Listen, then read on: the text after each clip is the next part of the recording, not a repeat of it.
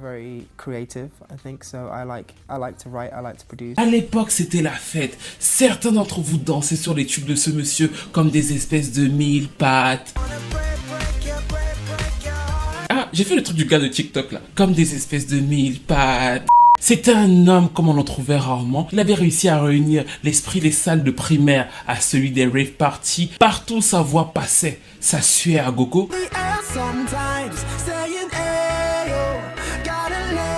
Certains le voyaient même déjà en prince de la pop électro. Et Dieu merci, la lumière est revenue. The Walking Dead s'est terminé. Et comme Orelsan le disait si bien, la fête est finie. Et pourtant, peut-être, le prince n'était pas si mauvais.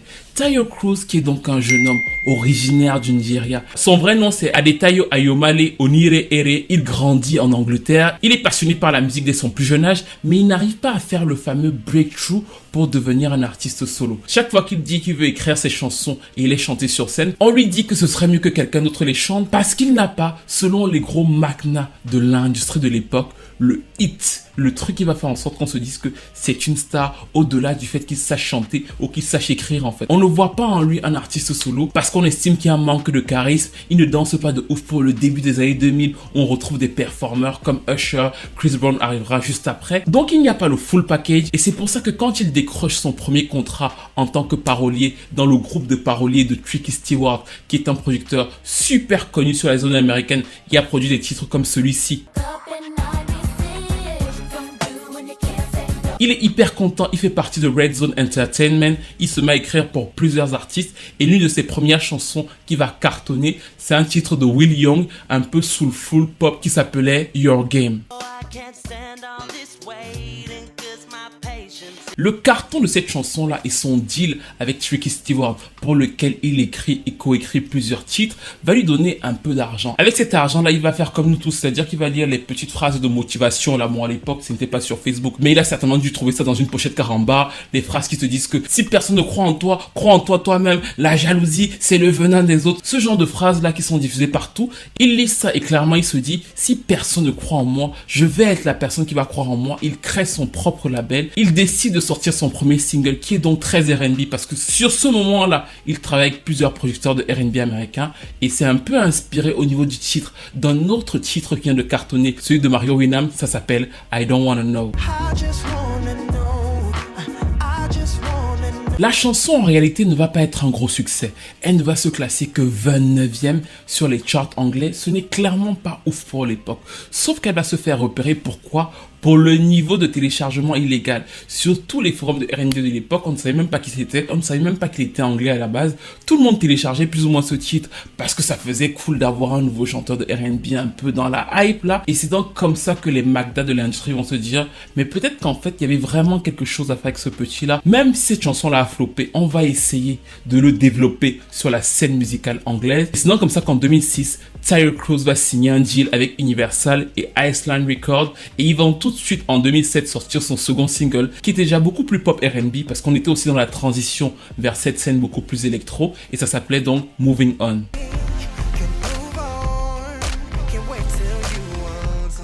La transition entre le petit chanteur de R&B qu'il était sur le premier single commençait déjà à se faire, mais le label avait encore l'intention sur le coup de jouer entre les deux. C'est pour ça que quand la chanson du parapluie orpheline, là, vous connaissez bien sûr, Umbrella de Rihanna, va commencer à être partagée de personne en personne, pour ceux qui ne le savent pas, la chanson a été proposée à Britney Spears, à Mary J. Blige, et donc aussi à Tayo Cruz, parce que c'était le même label en fait.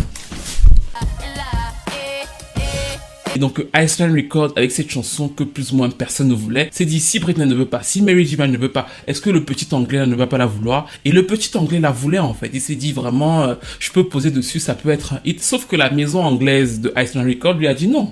Ça va certainement flopper. Et c'est donc comme ça que Tayo Cruz va refuser de chanter sous la pluie sur son troisième single. Et là, c'était clairement le départ de sa zone plus ou moins R&B. Ça va être sa transition vers la pop électro et devenir de fait à ce moment précis son plus gros hit parce que d'un coup, il va atteindre la 5e place sur les charts anglais. Et nous sommes au début de l'année 2008. Ce single de Taio Cruz est selon moi déterminant parce qu'il va définir une ligne. Sur l'album Departure, qui sort quelques semaines après, on retrouve encore plusieurs titres très R&B dans une version très newsienne, c'est-à-dire que un R&B très posé, très classieux. Et de l'autre côté, dans ce même album, on a toutes les productions pop électro. Mais dès le moment où ils vont se rendre compte que Moving On a cartonné sur cette scène pop électro, ils vont tout de suite oublier les chansons plus ou moins R&B de Taio Cruz et il va devenir, aux yeux du public, le petit prince anglais de la pop dance parce qu'il va enchaîner avec ce genre de single. Et il va effectivement se servir de la machine américaine. On va lui permettre d'avoir des duos avec Busta Rhymes et plusieurs autres pour les amener sur sa pop dance électro et plus ou moins avoir l'aval clinquant américain sur le public européen. Parce que pour le moment, sur ce premier album, le succès se fait uniquement en Europe avec un disque d'or pour l'album soutenu par des titres comme celui-ci.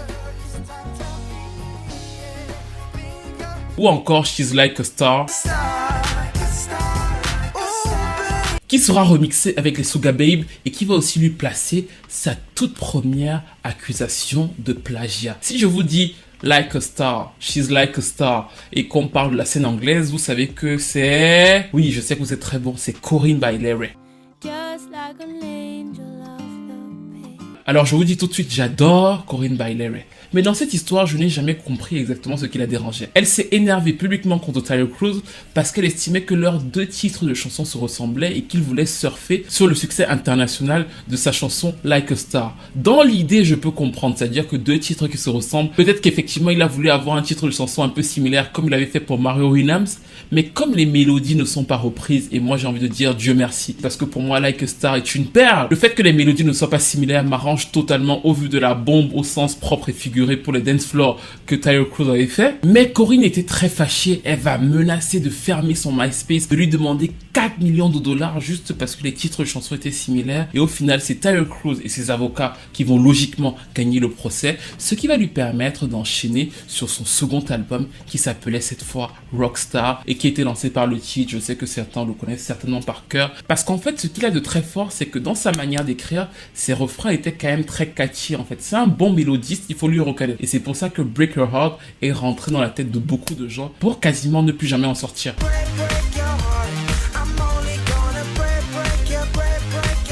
Parce que c'est ça qui est intéressant et à noter chez Taio Cruz, c'est que contrairement à beaucoup des artistes de cette ère-là, lui il produit plusieurs de ses chansons en fait. Il ne fait pas que coécrire, il produit quasiment certains titres entièrement. Donc vraiment il est derrière la matrice qui compose environ 30-40% de son catalogue, ce qui est déjà énorme pour beaucoup d'artistes. Break Your Heart va quasiment devenir un tube mondial, donc il va enchaîner avec ce genre de titres pop électro.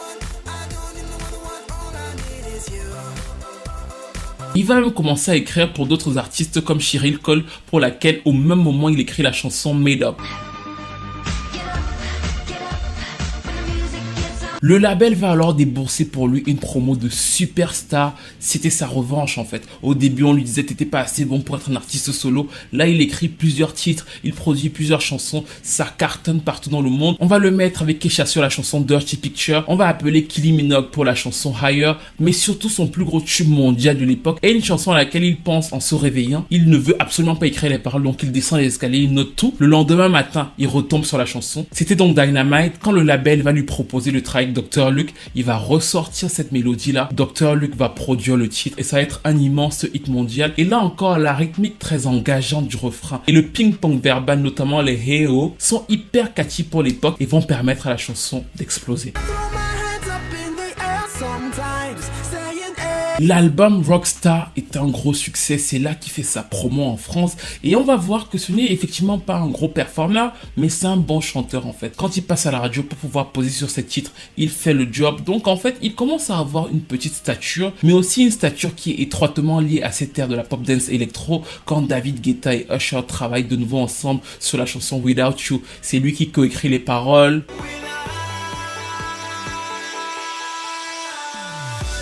Les Stargate aussi à l'époque font appel à lui pour coécrire une chanson, elle s'appelle I'm Into You. Et au final, ils trouvent que la chanson serait mieux si elle était posée sur un point de vue féminin. Et c'est donc comme ça que cette chanson sera donnée à Jennifer Lopez, qui va en faire un hit en 2011.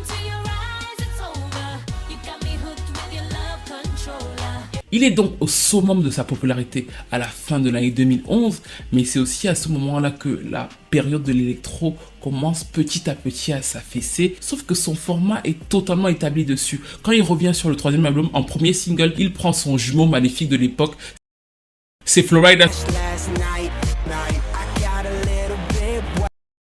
Puis il va inviter un autre cousin suspect sur Dare. Et à partir du troisième album, T.I. Show, on va commencer à voir que c'est beaucoup moins successful. Et normalement, vous avez dû comprendre aussi pourquoi ça va commencer à pêcher. Non seulement parce que le son général va changer et qu'on va avoir les artistes urbains qui vont petit à petit reprendre le dessus entre 2012 et 2013, mais c'est aussi parce que ce gars a réussi à aligner 10 ou 15 singles d'affilée qui étaient des chansons pour aller danser en boîte de nuit en fait. C'est-à-dire que lui-même, alors qu'il avait un éventail assez large, est devenu progressivement, parce que ça avait marché sur certains singles, le chanteur dont on voulait entendre les singles chaque fois qu'on voulait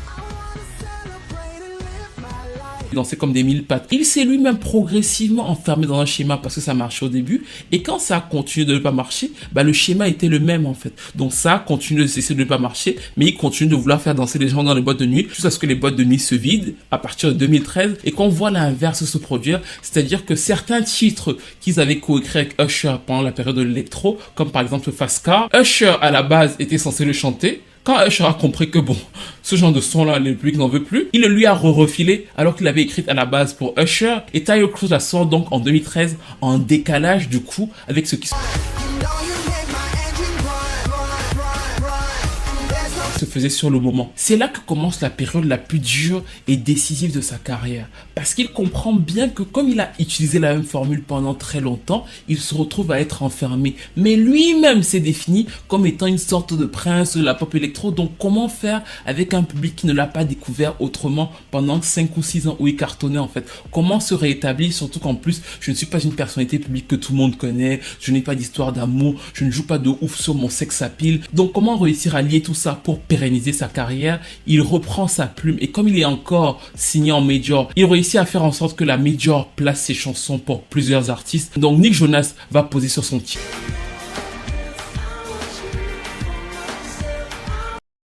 Et Holly Murs va avoir un beau succès en 2015 sur la chanson.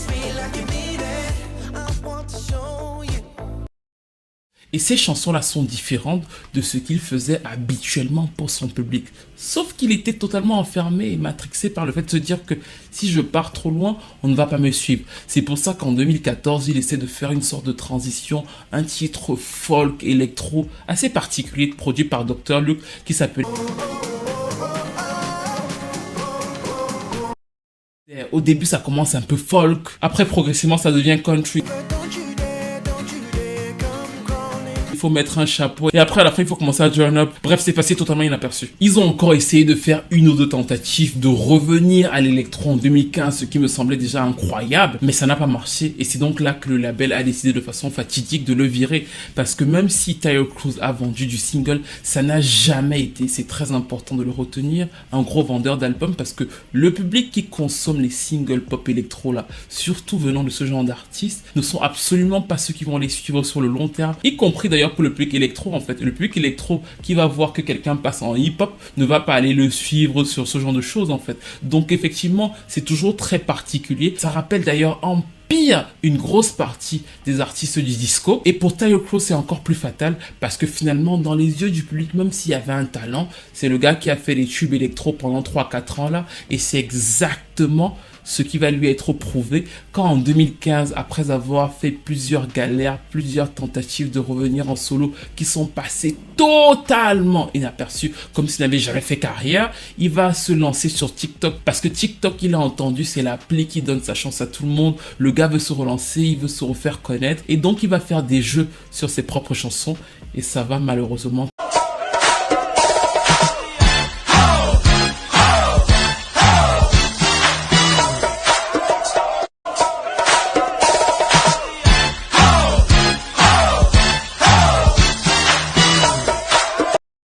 Là, on voit clairement qu'il fait un jeu de mots avec son titre Break Your Heart. C'était pas le TikTok le plus drôle, mais il en a fait plusieurs dans le genre. Il a même promis aux TikTokers de l'époque qu'il leur livrerait un dynamite partout.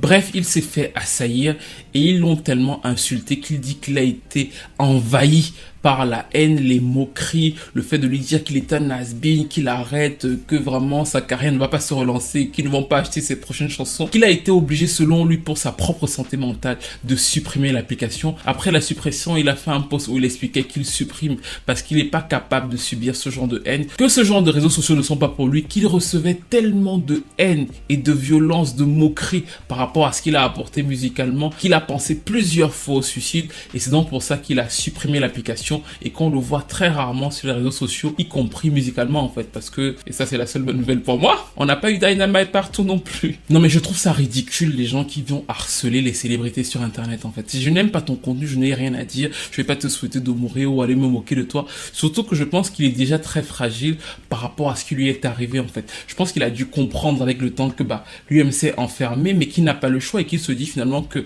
c'est pour ça que le public l'a aimé, donc c'est pour ça que le public l'aimera à nouveau et que c'est un peu une sorte de prison quelque part. Donc le fait d'être revenu sur TikTok, qui est une application plutôt fun, il s'est dit c'est le moment pour moi d'exploser, de connaître un nouveau public, surtout que Jason Derulo a réussi et de recevoir une telle haine, ça a dû être un véritable coup dur pour lui et il a expliqué que pour le moment il va donc se retirer des micros pour se concentrer sur le lancement d'une nouvelle application.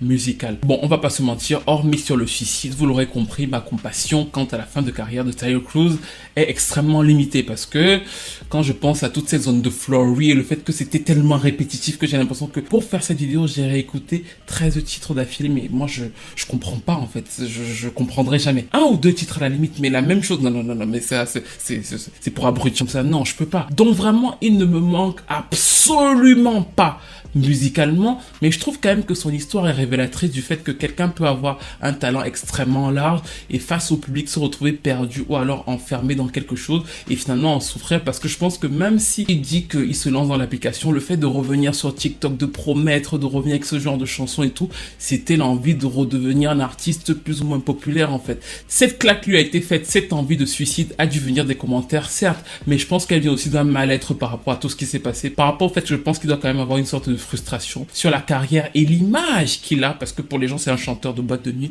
par rapport au talent qui est le sien. Bref, nous arrivons donc à la fin de cette analyse sur Taio Cruz.